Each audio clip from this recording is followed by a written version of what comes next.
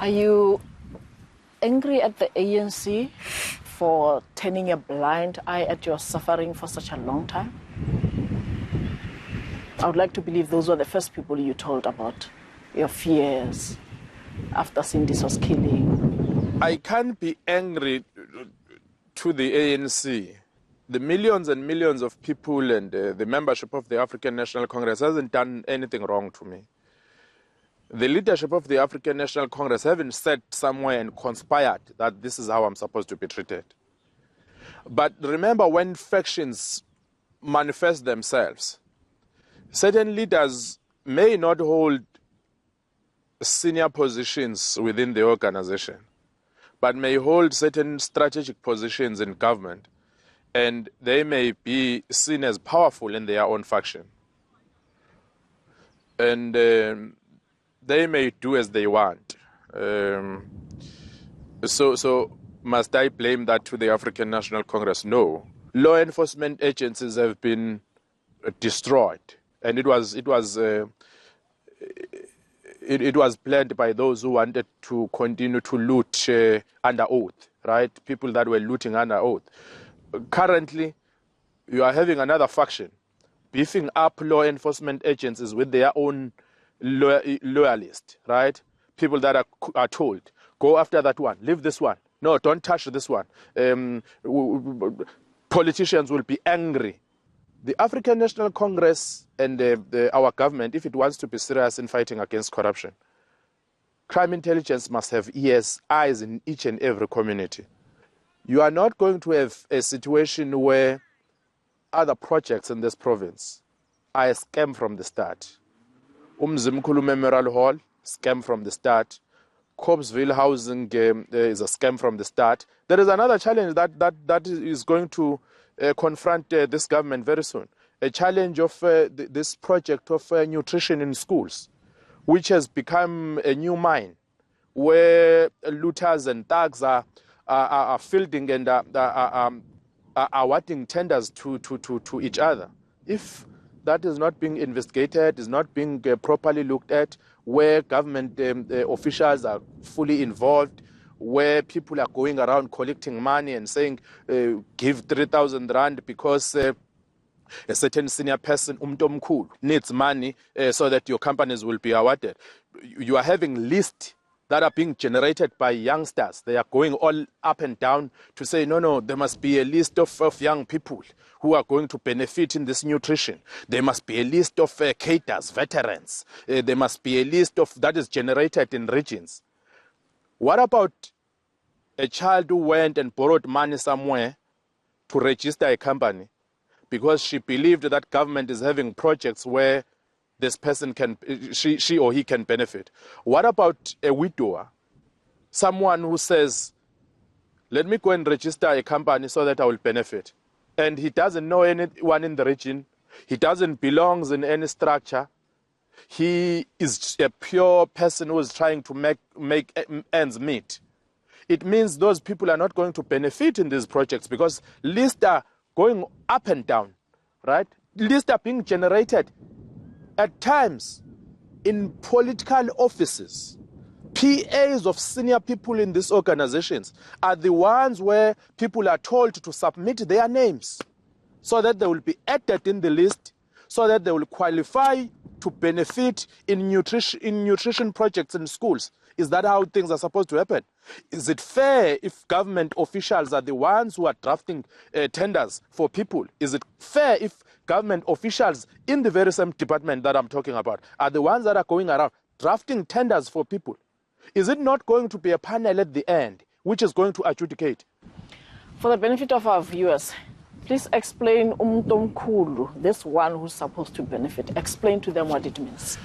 Umtomkhulu, it depends on the context. Umtomkhulu in other contexts may be a person who runs a department, can be an HOD, it can be an MEC, it can be a minister, it can be a senior politician. They are called umtomkhulu, umtomdala, right? It's like and these are people who are like they are divine. They possess all this wisdom.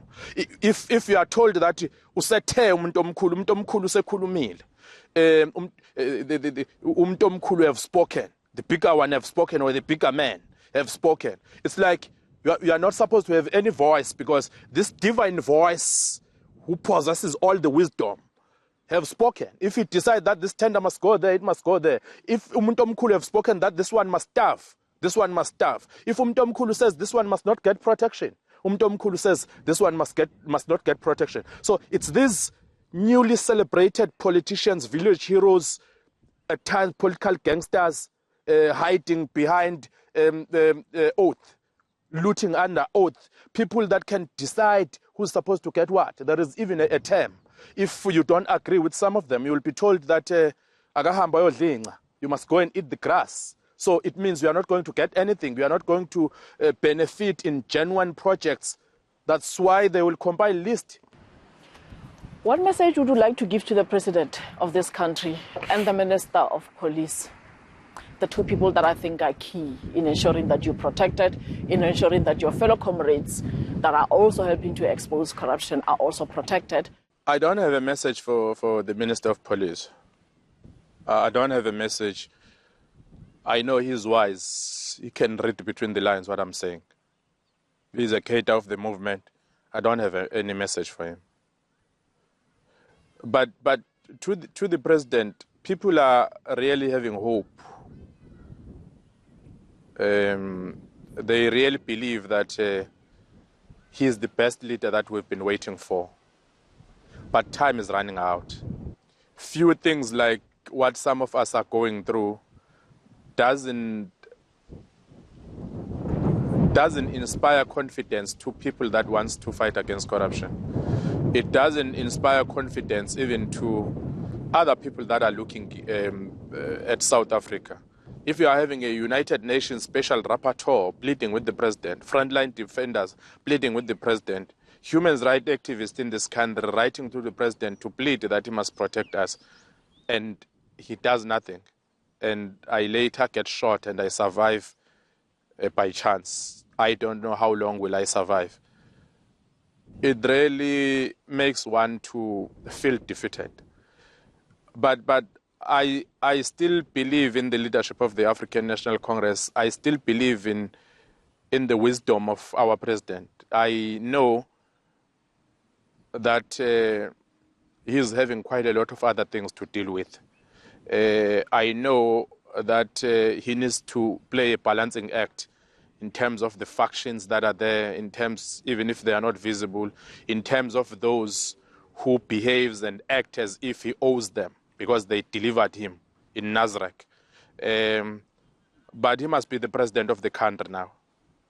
He must not be the president of those who think that they own him. It's making a mockery of the seat that he is sitting on. If he tells me as a citizen, he tells me as a person who is looking up to him that I'm going to be protected, and it doesn't happen. The only answer that I get is that he spoke to me, he went somewhere to give instructions, and he was told that it's not going to happen. Then the question is, who is running this country? Is it him?